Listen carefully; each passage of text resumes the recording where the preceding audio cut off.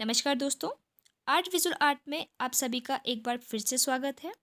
विश्व में विज्ञापन का इतिहास क्या है, इस विषय के ऊपर हम विस्तार से बात कर रहे हैं। और विश्व में जो विज्ञापन का इतिहास है उसको 4 भागों में हमने डिवाइड किया है। और हमने इससे पहले की वीडियो में इसके पहले पॉइंट को अच्छे से डिस्क्राइब कर लिया है।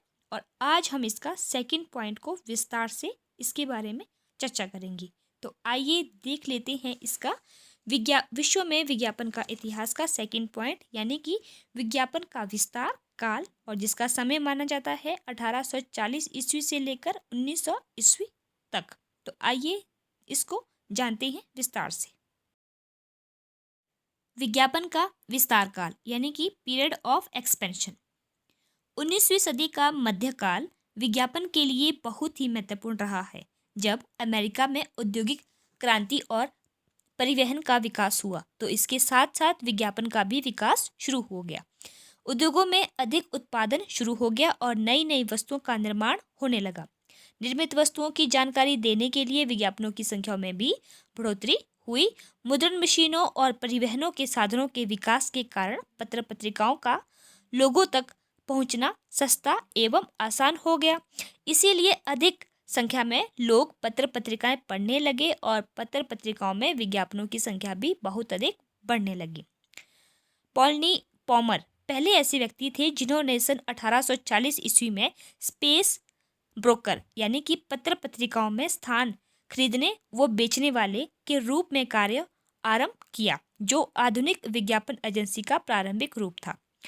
पॉलनी पॉमर पत्र पत्रिकाओं के प्रकाशकों से विज्ञापनों के लिए कम लागत में विज्ञापन के लिए थोक में स्थान खरीदता था और उसे विज्ञापनकर्ता को अधिक कीमत में बेच देता था। सर्वप्रथम सन 1846 ईस्वी में अमेरिका में रिचर्ड हाई ने सबसे पहले प्रथम रोटरी प्रिंटिंग प्रेस का पेटेंट करवाया और मुद्रण कला को एक नया आयाम प्रदान किया। सन 1850 तक अमेरिका में पत्र पत्रिकाओं की संख्या 700 के लगभग थी। सन 1871 में हाई द्वारा ही वेब प्रेस का आविष्कार किया गया। इस मशीन पर पेपर रोल लगाकर मुद्रण किया जाने लगा। इस वेब मशीन के कारण ही सन 1880 ईस्वी तक पत्र पत्रिकाओं की संख्या बढ़कर 2400 के करीब पहुंच चुकी थी, यानी कि पत्र पत्रिकाएं 2400 तक पहुंच गई थी। उस समय विज्ञापन अधिकतर नए पत्र पत्रिकाओं में अधिक प्रकाशित होते थे। इस समय अमेरिका में विज्ञापन के लिए पत्र पत्रिकाओं का सही तरीके से प्रयोग होने लग गया था और तब से आज तक अमेरिका विज्ञापन के क्षेत्र में सबसे अग्रणी देश है।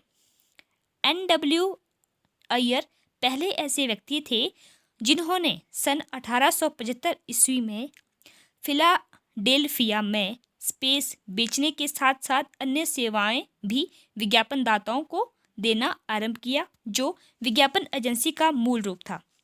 वह विज्ञापनदाता को विज्ञापन और विपणन दोनों में सहयोग किया करता था।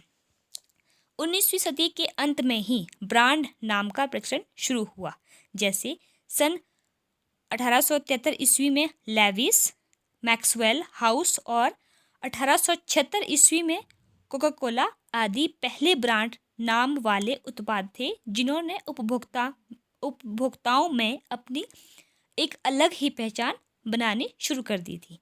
सर्वप्रथम सन 1887 ईस्वी में मिलायस की पेंटिंग का प्रयोग एक पोस्टर के रूप में किया गया और यहीं से विज्ञापन में सृजनात्मकता का प्रयोग किया जाने लगा। चित्रकार विज्ञापन से जुड़ने लगे और व्यापारिक कला यानी कि कमर्शियल आर्ट का भी उदय यहीं से माना जाता है। 19वीं सदी में रेलवे के उदय से वस्तुओं को लाने ले जाने की सुविधा होने लगी और नए नए बाजार उपलब्ध होने लगे, जिससे विज्ञापन की ओर अधिक बढ़ावा मिला।